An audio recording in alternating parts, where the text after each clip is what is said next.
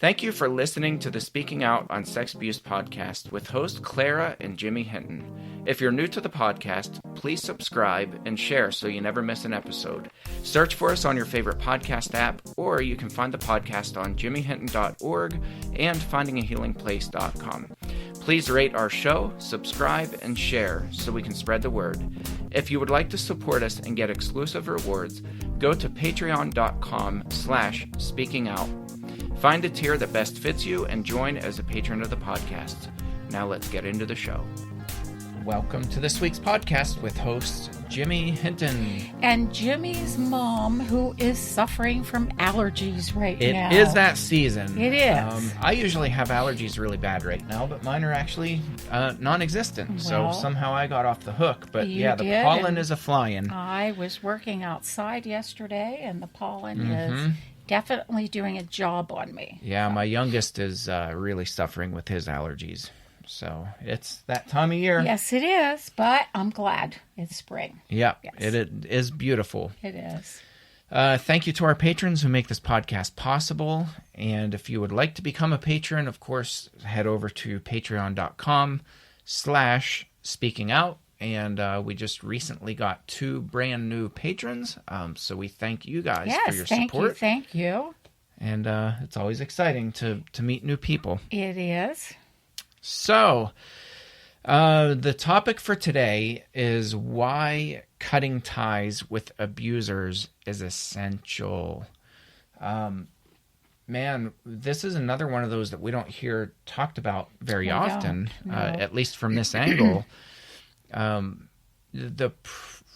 Probably the most, or the second most asked question, I don't really know because I don't document them, but I get asked this question probably the most often or second most often by church leaders is, how do we minister to, speaking of the abuser, how do we minister to this brother who's in need? And still in 2021, 10 years after I've been doing this full time, I still get that question. 10 years, by the way? Yeah, I know. It just hit me hard the other day. I thought, wow, not time possible, flies when you're having fun. Yeah, right. So, that question, just the very premise of it, shows what's on the mind of Christian leaders. They are all about reconciliation, forgiveness, joining hands with the abuser and their victims, and having them ride off into the sunset, living this happily ever after fairy tale. Well, that's not reality, and that shows that they don't really understand the dynamics of abusers. And I'm not being harsh or mean to them. It's a proven fact. I mean, abusers do not change their stripes. They are who they are. We've had plenty of episodes about that. There's plenty of research on that. Yes. And it's very important for Christians to help separate the oppressor from the oppressed, period. I was just reading Psalm 64 today, and that whole psalm is about standing up on behalf of the oppressed and intervening whenever they're being oppressed. So abusers... we want to make a few points here, but one, the abusers don't leave their victims alone, even from prison. And I think that's a really important thing to understand because, I hear this really often in the church where they say, well, didn't this person do their time? Didn't they? Yeah. Don't you think that they suffered enough that they meted out their sentence? They were given a prison sentence. They served that sentence. They did their time. They've expressed that they're repentant, and isn't it time to move on? And that frustrates me more than you can ever imagine, Jimmy, because in my mind, the victims/survivors of abuse are serving their time forevermore. Right. Yeah, and for the rest of their lives, they're living out a sentence that they don't deserve. That they didn't deserve, right. They did nothing to bring this pain on to them. But the abuser is relentless. And you are right. And I think that's data-driven. That's fact-driven. that time and time and time again, the abuser will continue to, I'll call it attack, just go in for the blood. But they do it in a really manipulative way. Like, very much so. My dad wrote me from prison, I mean, tons of times. And, he was all excited. He was going to write a book from prison for his victims. Telling them how important it was to have a good, strong relationship with God. Do you realize how screwed up and twisted that is? I remember sitting in the courtroom on the day of his sentencing. Mm-hmm. And I remember when he stood up before the judge and he asked for leniency. Mm-hmm. Because he wanted to be able to go into the schools to teach others how to stay away from abusers such as him. And as I looked at him, I thought, you are the most cunning, evil, manipulative person I have ever met. Mm-hmm. That even now, when all of this, and it wasn't all of what he did, but so much had been exposed, and he admitted to it. Yeah. He some of it anyway. Some of it, right. Stood there and said, yes, I did that, yes. Mm-hmm. But I want you to be lenient to me. Yeah. And I'm thinking forevermore, the victims of his abuse will suffer. He wrote me letters where he was saying, I mean, this was from county jail before he received his prison sentence.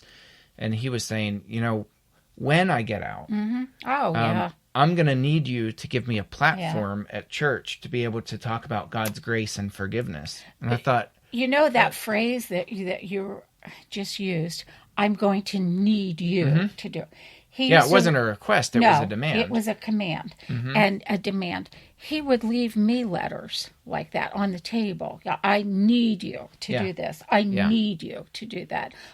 Not will you. And he has abusers are like that. Yeah. They know how to prey on people, and they twist it so that in your mind, you're not sure, should I do this? Or, there's and I know for a fact that your dad has used that technique on some of the siblings I was just going to say some of some of his victims within the family who he wrote these gushing letters from prison, how much he loves them and he just misses them. And, he just feels so bad that they don't correspond back to him. It's not that he missed who they are.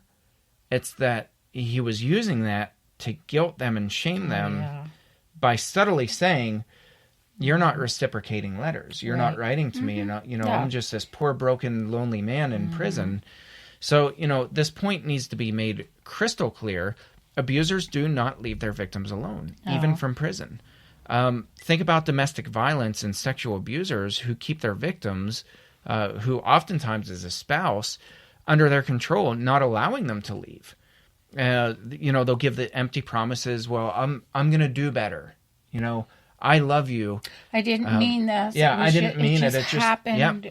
And I love you. Something came over me. Yeah. Something came over me, and I don't even remember saying and doing all those awful things to you. Right. That's total bull. Yeah, it is. Yes, when an abuser does these things serially, it's not a fit of rage. It's very intentional.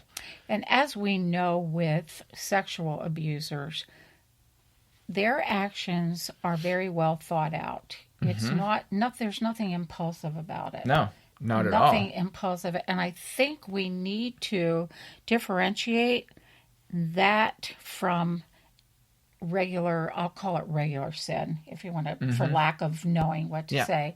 But an intentional wanting to harm someone, especially children, that's a no-no. And we talked about that last week, how God feels about that. Yeah. But for the churches to teach extending an arm of friendship, extending fellowship, extending forgiveness, and all of that, I believe is so wrong.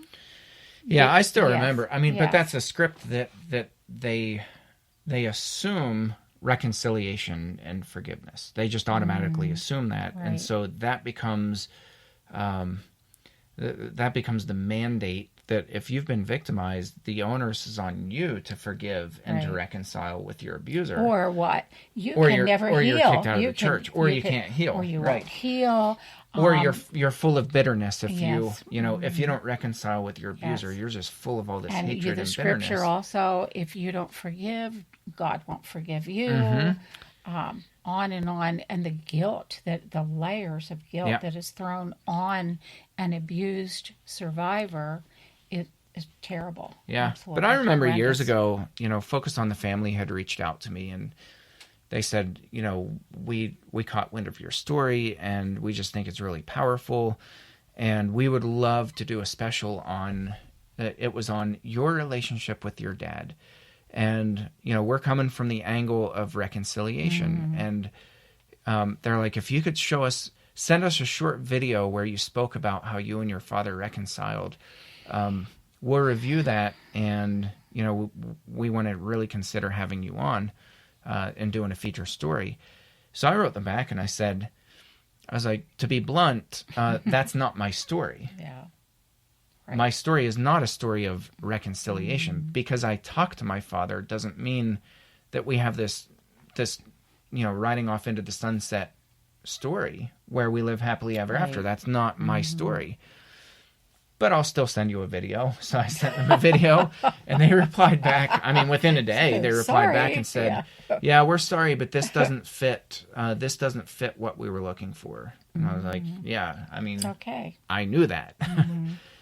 Because you want this picture perfect story where the abuser sees the light of day, and more importantly, the people who that abuser has harmed and humiliated have seen the light of day. And it's much deeper so than a humiliation. It is such a harm of the psyche, of the mind, of the heart, of the body, of the spirit, there are spiritual wounds that reach clear into the depths of what a person is, to the core of them, that I think we can't even begin to say the depth of pain and the depth of that wound when a young person is abused in such a way. It's horrific. It's wrong. It's evil. Well, and I want to read from Lauren Book's book. Her last name is Book, B-O-O-K. Lauren Book is a Florida senator, and her dad's a prominent attorney. She wrote an excellent book years ago. She also has the organization Lauren's Kids, but she wrote the book It's Okay to Tell. I'll hold it up here.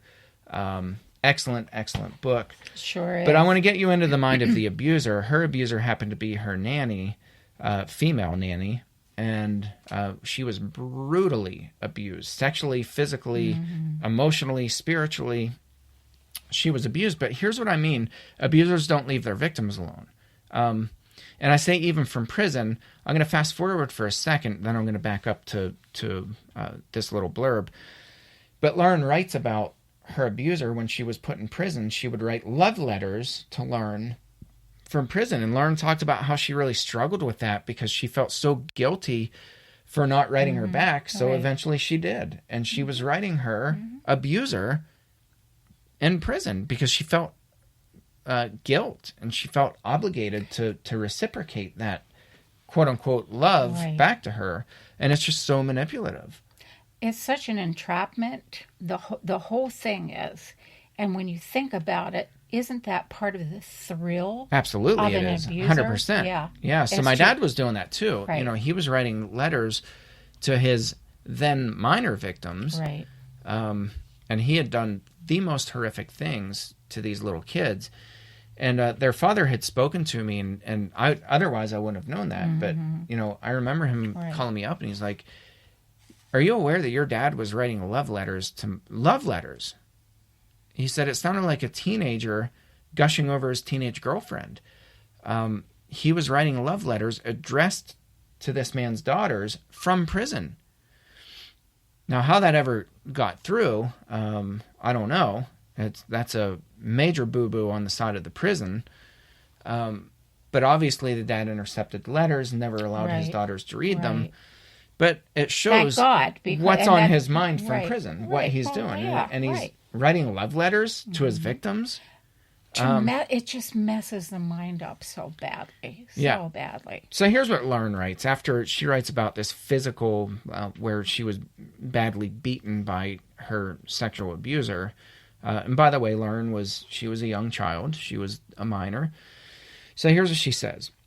Finally, she pushes the hair out of my face, saying in a syrupy tone, "You shouldn't have made me do that. You know how much I love you. But I had to teach you a lesson. I did it for your own good. Do you understand why I had to do that?"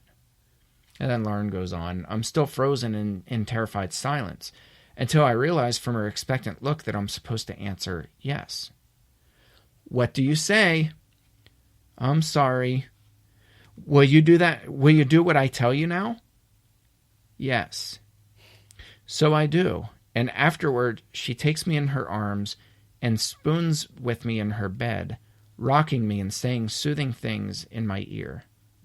I mean, do you understand this is what abusers do? This is who they are. This is the definition of a wolf. Right. And so when churches are forcing this reconciliation with these people, because on the outside, they see the abuser gushing over their victims, saying, "Oh my goodness, no, like I want to have a relationship with this person who I harmed, and I want to make things right." So church leaders see that on the outside, and what they don't see is what's going on inwardly. Is that this is all manipulation. It's all part of the game. Crafty. It is evil. Yep. It's cruel. Once again, it's mean. It is well thought out. It is a mind manipulation game, and a child or a young adult even will get sucked into that so easily. Yeah. Why? Because we crave love. Yeah, and because they feel guilty because the person is being nice. This lady is cuddling with her in bed. Right.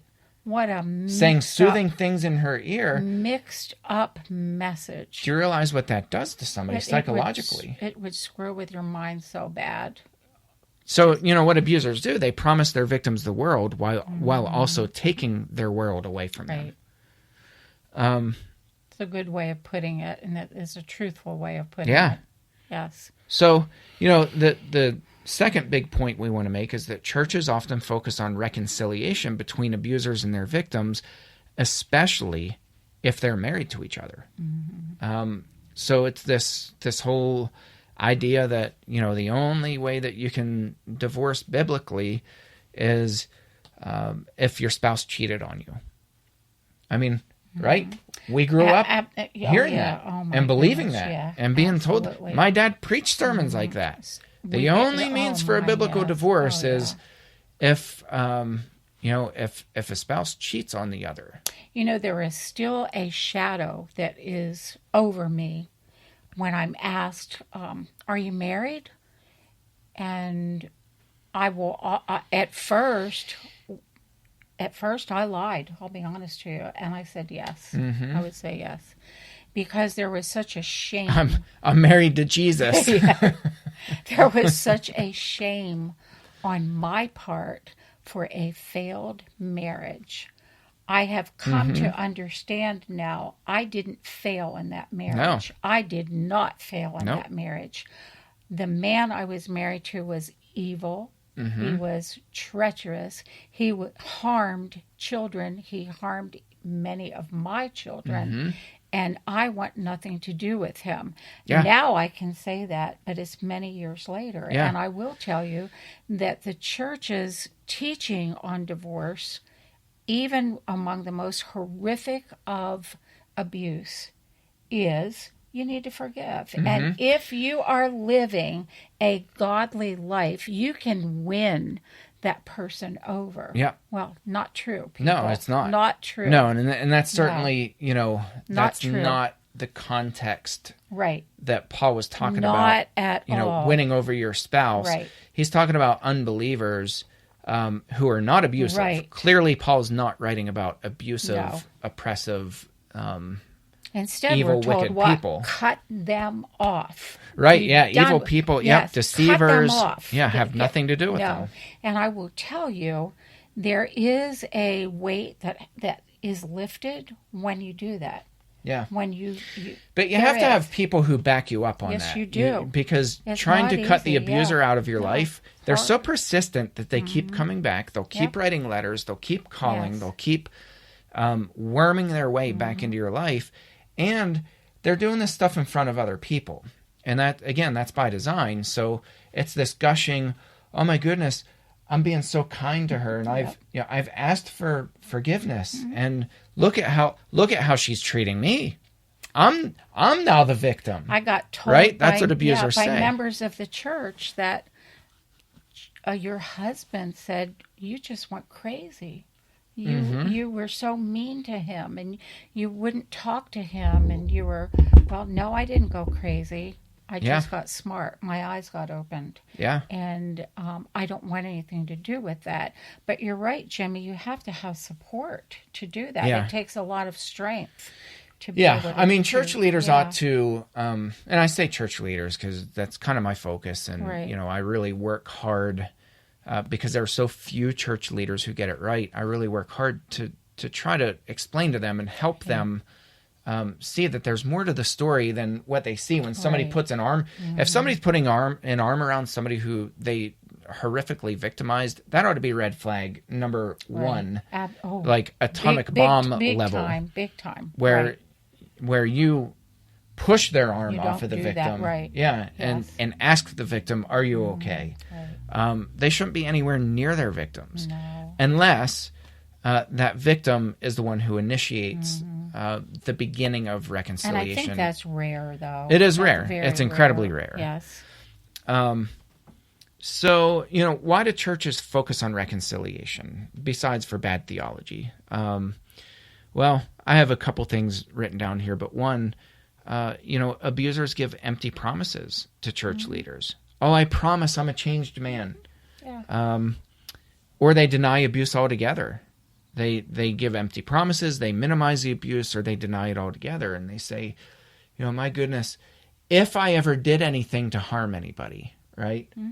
How often do you hear that expression from abusers? I got letters from your dad, which I never responded to. If I've ever done anything to hurt you. I never did anything that bad.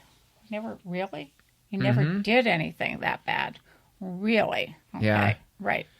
Yeah. So, the second point within this is, we should never underestimate the convincibility of an abuser. Mm-hmm. They're very good at being believable, which is how they often get away with abuse in plain sight in the first place. Right. They are masters at being believable. Mm-hmm. And I still remember I was in the prison visiting with my dad. He looks me in the eyes and he says, if you are expecting to be able to figure out when abusers like me are lying, good luck. Mm-hmm. He said, because I have no problem. And he's looking me in the eye as he's saying this.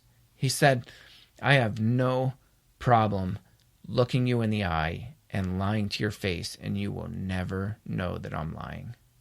That just gives me chills all over. It really does. I mean, that was out of his mouth. To the extent of the evil.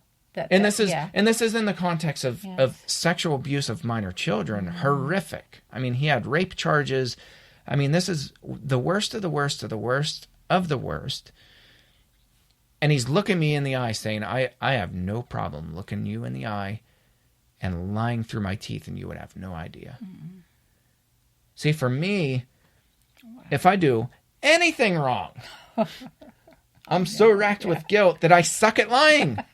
Right? Well, my cheeks. I know, right? Mine too. I must get it from you. And I am the worst at lying. I am the worst person in the world. That's a blessing, though. That's a good thing. Yeah, but it sucks. I know. You know how many times I've got caught doing, nothing bad, but just stupid things. I think of you as a kid, and it's like I can't get away with anything. Rosy cheeks. Yeah. It's awful. I'm thinking, oh boy, okay. Yeah. He's my kid. Yeah. But you're right. I mean, it is. That's a good thing to be able to blush. And you can't control that. No, that's an automated response. That is. That's a physiological response to feeling guilt. It is. to feeling shame. Yes, to feeling, so you need to understand abusers who can lie through their teeth and smile and nod while they're lying to you, talking about raping children. It's For them to have no shame, yes. no guilt, not to blush even a little bit, that's incredible. It's frightening. It is. It is. Yes. So, telling victims to forgive and reconcile very often puts them in a very dangerous, even life-threatening situation. And courts do this all the time when they place them back in an abusive home. The abuser will stand before the microphone. My goodness, Judge, Your Honor, and they're wearing their suit and tie. I'm so broken over what I've done. You have no idea how this has eaten me up inside. I just can't believe that that's the person who I was, that I would succumb to that kind of violence and those kinds of behaviors. And I'm so ashamed to stand before the court today, Your Honor. Part of it is we are trained to believe people. We really are. We're trained not to question people. We're thrown this big guilt thing if we question the sincerity of someone.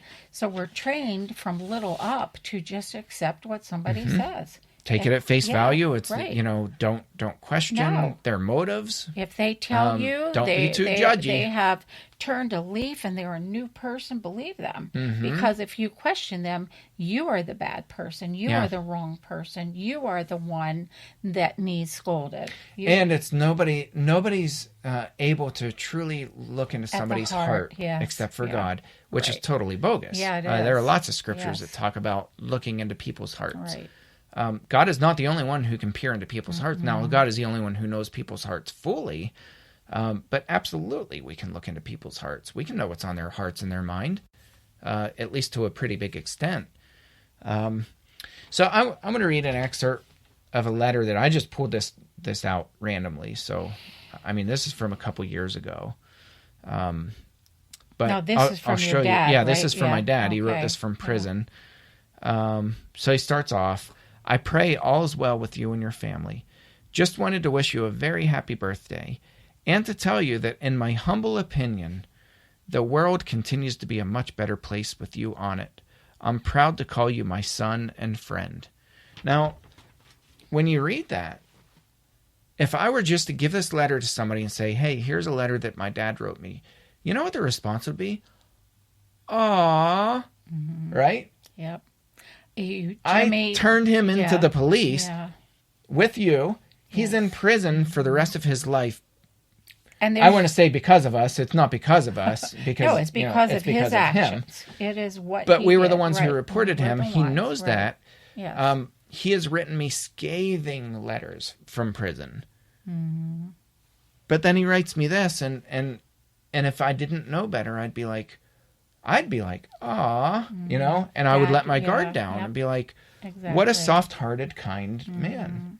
Yep. In my humble opinion. And I still say it goes back to that very basic need for all of us to be loved. We want to be loved. Yeah. You, as his son, you adored your dad. He knows that. And what better way to snare you than to say, Jimmy, than to gush all over me. Yep, I'm so proud of you. In my humble opinion. So proud to call you my son. The world is a better place with you on it. All right. I think it's interesting, and I'm kind of proud of it, and I don't get proud of very many things that I do, but kind of proud of myself for never responding to his letters, ever once. Because, and I've always said that when you shut down an abuser, they eventually will find some other place. They do. And I refused, even though I wanted to lash out to him so much in his letters, I would not answer one, and he eventually stopped. And it's real funny how, he would start by saying... But if you were to write back, do you know he'd still be writing you to this day? I do know that. Obsessively writing you to this day? I do know that. So I think that's interesting, and you bring up an interesting point, because James says, resist the devil and he will flee from you. That's a pretty simple, pretty basic concept, right? Resist the devil and he will flee from you. So I talked about this when I was at the Salvation Army last year. I had done a training out in the Pittsburgh area. And I brought up that passage and I said, that sounds like a great passage. And we want to rah-rah that passage. And we want to cheer it on and be like, yeah, go James, go. Resist the devil. He'll flee from you. And I said, but it does us little good if we don't know how the devil thinks or what the devil looks like. Yep. Right? If most of us don't expect the devil to look like this.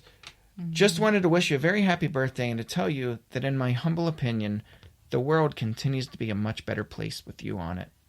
I'm proud to call you my son and friend, right? That doesn't, in our minds, that doesn't compute that this is satanic to its core. This is evil. There's manipulation behind this. We do not have a normal relationship. I mean, I'm pretty blunt about that. I'm pretty public about that. How could you? You are my living father and I light. do not have a normal no, relationship no. at all. How could you? Right. Exactly. So, we can't resist the devil if we're entertaining this stuff. Right. And, if you were writing letters back to him and being like, oh, No. I'm going to take the higher road and I'm going to maintain a friendship with him. No. Even though we're divorced and even though he's in prison and he did all these horrible things, well, we're going to maintain a friendship. His letters were quite interesting, bragging me up as the mother, the one who kept the family together. While he's writing me, ripping you to shreds. Right. Your mother was bipolar. I'm so sorry that you have to deal with your mom's bipolar. I always love that. I just love that. But he, you are the only person who could keep this family together. I pray for you on my knees every day, asking God to strengthen you and keep you healthy. And how I wanted to respond with what was on my heart, but I did not. And that scripture has a lot to do with it because I knew once I did respond, he knew he had me. Yeah, he absolutely. Had me. He 100%. would use me. He 100%. would use me, yes. Yeah. And I'm so glad that I didn't. But so how can and how should churches respond instead? I think instead they need to look at the facts about an abusive person, both past and present. They need to look at the facts about an abusive person and help victims get away, not force reconciliation. So I think, I didn't write this down in the notes, but I think it just came to mind hearing you talk. Number one, and probably most importantly, how do you know the facts about an abuser? How do you get in their head and in their heart a little bit? Number one, top of the list, talk to their victims. yeah. Say, Absolutely. hey, is Absolutely. is this man who abused you? Is he manipulating you right now? Is he using love and twisting that to both get into and to stay inside of your life? Is he twisting? Is he using your weak spots? Yeah. And they know our is weak he guilting spots. you? Yes. Is he? And yes, absolutely. Do you have a relationship with this person? And is it because you feel pressured or guilted or manipulated into being there? How do you feel about this person? Do you feel that this person has fully repented? Ask those questions. That ought to be number one at the top of the list. Before even talking to the abuser. Right. Before even entertaining 5 seconds in front of the abuser. You should talk to the abuser's victims, all of them, and ask these questions. I will amen that 1,000 times over, because who better knows the mind of the abuser than the victim of the abuse. And what they're currently doing. What they're doing. Right. Absolutely. Like right now. Absolutely. Yes. What are they doing? Are they taunting their victim? Are they doing stuff like what Lauren's abuser did, or sending love letters, to them, yes. or offering to spiritually mentor them, exactly, or asking for pictures to be sent so that they can see how wonderful they're growing. And no. So a few more questions: Are they viewing or producing explicit abusive content with children? If they're a child abuser, sexual abuser, are they viewing or producing explicit abusive content with children, or are they just talking gross about children? I'm going to interject something you said last week, Jimmy, in the podcast, and that was if an abuser of children, and we're talking younger children, is truly repentant, that person will do everything possible to stay away from the enticement of children. Right. Everything. That person will not work hard to get back into the life and lives of children. Right. That person will say, look, Jimmy, or whoever the leader is, I don't trust myself in this position. I can't do it. I cannot. I will not allow myself to do it.